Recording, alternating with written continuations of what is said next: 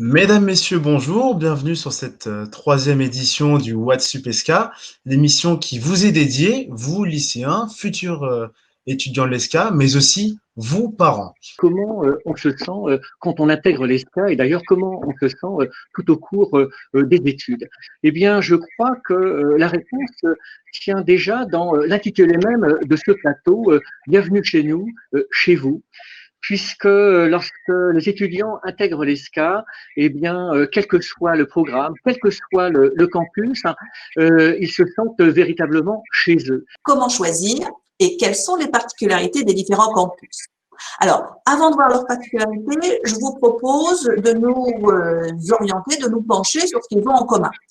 Première chose qu'ils ont en commun, c'est l'esprit ESCA. Alors ça, vraiment, vous allez le retrouver partout. Ce sont des campus de taille humaine où l'interaction avec les professeurs et avec l'administration est favorisée. Ce sont aussi des campus qui ont tous des infrastructures modernes et de qualité. Et vous allez retrouver certaines de ces infrastructures sur tous les campus.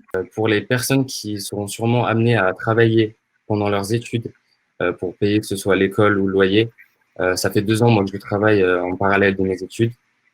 Tout se passe très bien au niveau de mes études. Il faut simplement, on va dire, avoir de l'envie et de la motivation.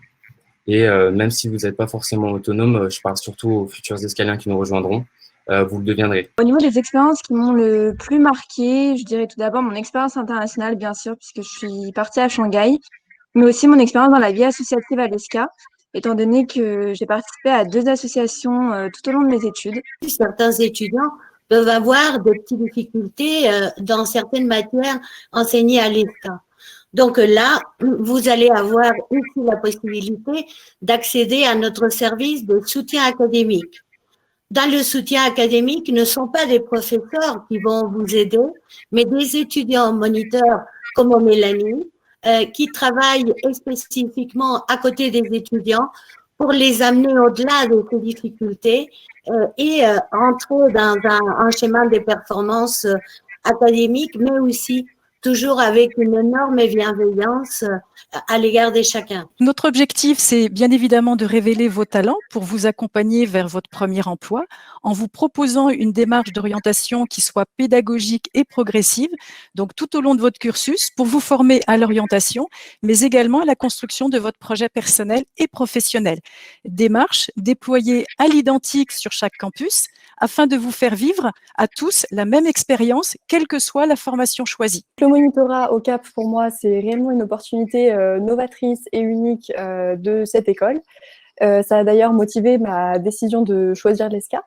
Et cet encadrement a également séduit et rassuré mes parents pour, encore une fois, le choix de l'ESCA. Nos compétences telles qu'elles nous sont enseignées à l'ESCA vont au-delà de l'aspect scolaire, mais ont vraiment une donnée professionnalisante qui est un réel actif pour les sociétés.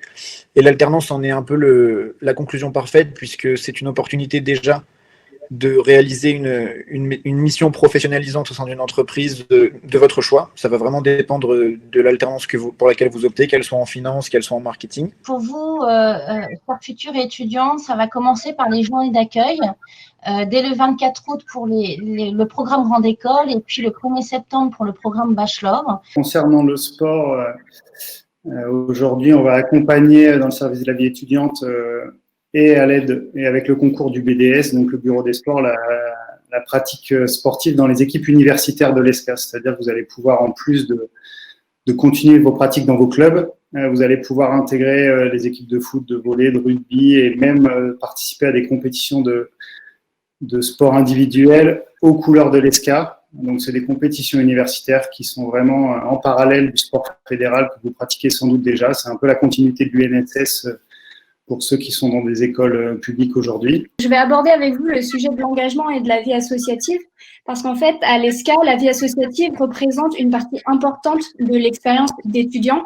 Déjà, entre le grand nombre qu'on a d'associations que l'on a sur les campus et le nombre d'événements qui s'y préparent chaque année, vous trouverez forcément l'association qui vous conviendra le plus. On a des associations de sport, comme l'a dit Charles Thiers.